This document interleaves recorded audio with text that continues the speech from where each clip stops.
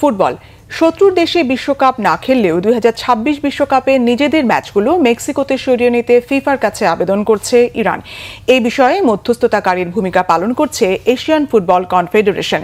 Israel ও যুক্তরাষ্ট্র দুইটি যুদ্ধ চাপিয়ে দিয়ে সর্বোচ্চ নেতাকে হত্যাসহ দেশটিতে ব্যাপক ক্ষয়ক্ষতির কারণে শত্রুর দেশে বিশ্বকাপ খেলতে যাবে না ইরান কয়েকদিন আগে জানিয়েছিলেন ক্রীড়ামন্ত্রী আহমদ ডোনিয়ামাল।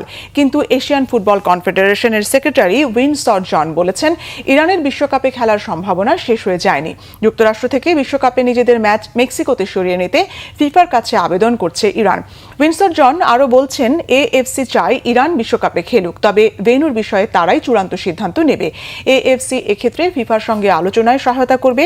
2026 বিশ্বকাপে ইরানের ম্যাচ ভেন্যু হচ্ছে লস অ্যাঞ্জেলস ও সিয়াটল। কিন্তু যুক্তরাষ্ট্রের মাটিতে বিশ্বকাপে খেলার মতো অবস্থায় নেই ইরান।